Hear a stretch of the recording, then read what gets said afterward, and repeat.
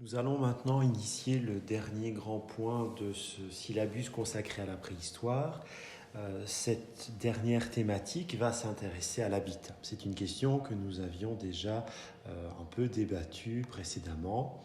Vous savez que l'on prête différents surnoms à ces hommes préhistoriques et c'est vrai qu'il n'est pas rare dans d'anciennes études de retrouver ce terme d'homme des cavernes prétextant que ces premiers hommes, ces premières familles auraient vécu la plupart du temps dans des grottes et dans des cavernes. Alors aujourd'hui, cette conception a largement été revue et corrigée et je pense que les vidéos précédentes, les informations précédentes contenues dans le syllabus vont sans doute plus facilement vous permettre de comprendre que la grotte aujourd'hui par les préhistoriens est véritablement considéré comme un sanctuaire dans lequel les hommes du Néandertal commencent à inhumer leurs défunts et un sanctuaire dans lequel les Homo sapiens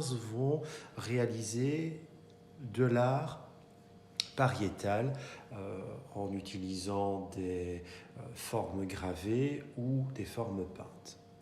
Donc essayons d'oublier ce terme d'homme des cavernes qui est un terme passé, vétuste, et essayons de peut-être mieux qualifier ces hommes préhistoriques du Paléolithique en regardant justement leur habitat.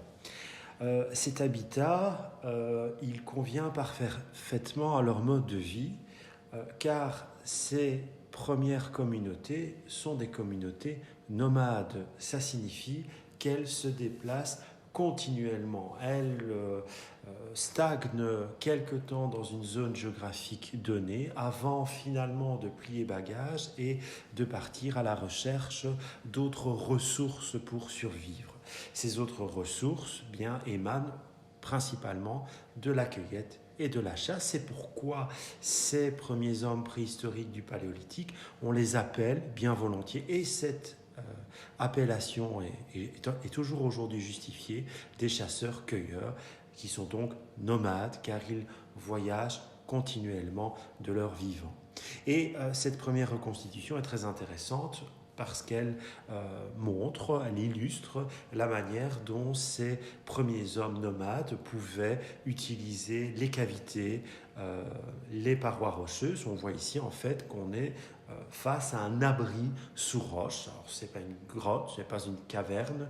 Les hommes préhistoriques ne vont pas se réfugier au fond de la grotte ou au fond de la caverne. Pire encore, ils pourraient d'ailleurs rencontrer par exemple un ours ou un félin préhistorique qui aurait décidé de s'installer dans cette grotte ou dans cette caverne. Donc, c'est plutôt ce type d'abri sous roche que les hommes préhistoriques vont utiliser. Et vous voyez la création de paravents réalisés sur base de peau, de fourrure d'animaux, qui permettent d'une certaine manière de trouver une petite protection face aux intempéries.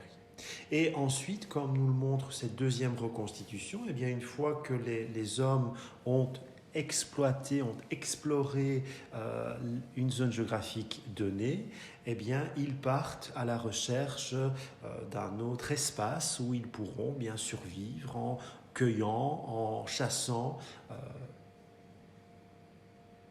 mais il est clair que les découvertes archéologiques ont montré que ces hommes préhistoriques sont ingénieux et ils vont mettre en place d'autres types d'habitats. On voit ici dans cette reconstitution des espèces de tentes formées de branchages et d'un couvert végétal, et on voit justement que les fondations de cette habitation de fortune, de cette habitation éphémère, est constituée de pierres entassées les unes contre les autres. Nous avons aussi toujours dans un espace en l'occurrence ici forestier, la création d'une nouvelle tente avec une nouvelle fois une délimitation faite de pierre et une structure en bois. Et l'on voit ici, ce n'est plus des feuilles et des branchages qui sont utilisés pour couvrir l'habitat éphémère, mais ce sont des peaux d'animaux assemblées, cousues les unes aux autres. Un autre type d'habitat que l'on peut rencontrer dans les steppes, ces chasseurs de gros gibier, notamment ces chasseurs de mammouths, eh bien, ils vont utiliser la carcasse de l'animal, bien aussi pour ériger une structure qui va ensuite être à nouveau recouverte de fourrure, de peau, pour garantir un assez bon abri, notamment dans des zones au climat plus difficile, comme on peut le voir ici sur cette reconstitution. Et à l'intérieur, eh bien, on voit de la fumée s'échappant de cet abri. À l'intérieur, on n'hésite pas, bien entendu, à faire du feu. Là, j'ai eu l'occasion, à travers ces quelques reconstitutions, de vous montrer quelques exemples d'habitats au Paléolithique.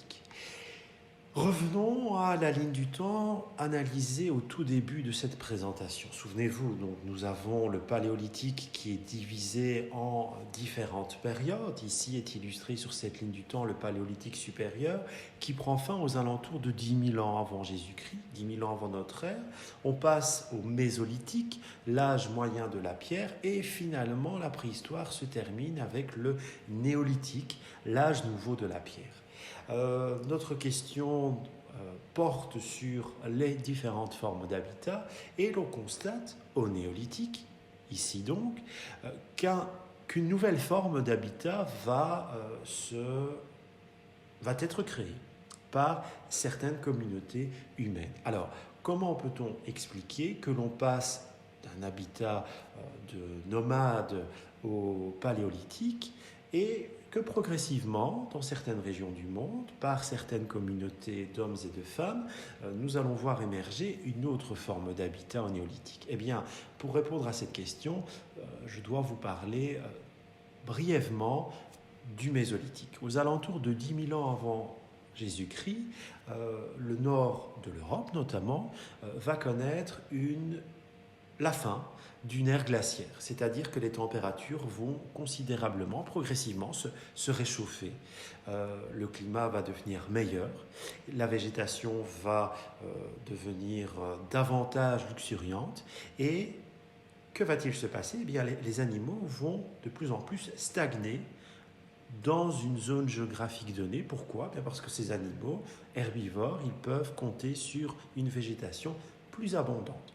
Si certaines communautés de nomades, nos fameux chasseurs-cueilleurs, trouvent en abondance du gibier, mais aussi des plantes et des fruits à profusion dans une zone géographique donnée, ils n'ont plus alors d'intérêt à quitter cette zone.